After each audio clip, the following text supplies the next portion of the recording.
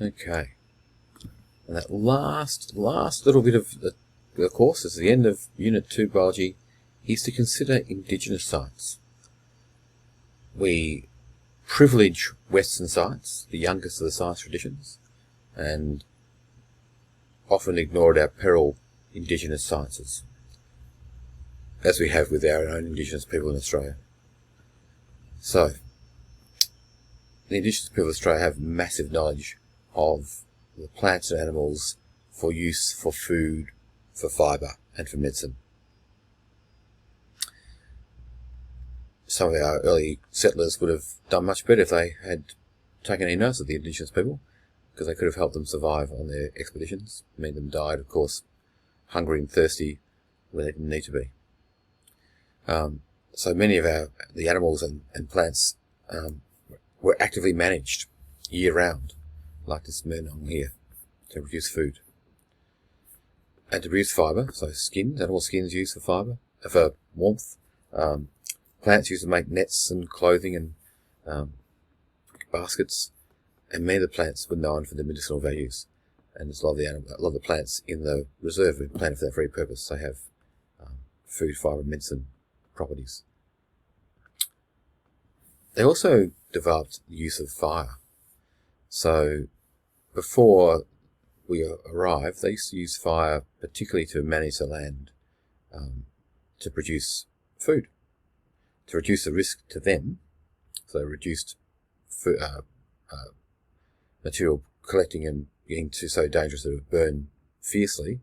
So they used lots of cool burning, lots of burning when there wasn't much material around, to maintain food production. So the plants were growing well, but when they got lovely fresh growth of plants, animals come in to feast on them, and so they were quite clever in their use of fire.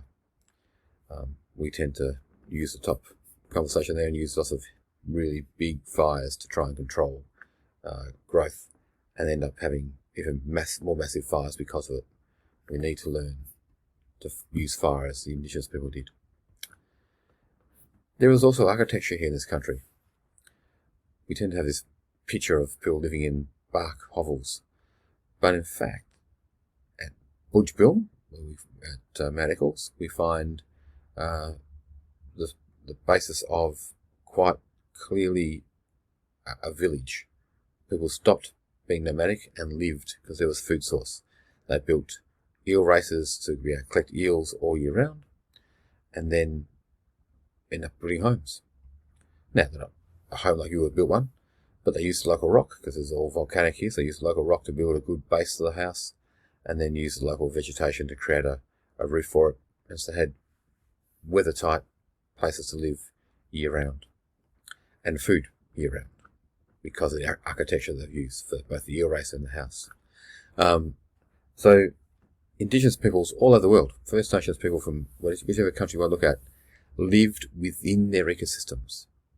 They didn't step aside for their ecosystem or step above it like we tend to. They acknowledged that to be able to survive in their ecosystem, they needed to work with it. So they changed it. There's no doubt that the Indigenous people of Australia changed the nature of Australian environments. But they changed them so that they were safe within them and could survive those changes, reduce the tolerance ranges for them. Because they're a species too. Where a species has to survive. And they're able to survive within their local environments by using their knowledge of the environment really well. So our final topic will look at some of that in more detail. I think that's the end. It is indeed. Done.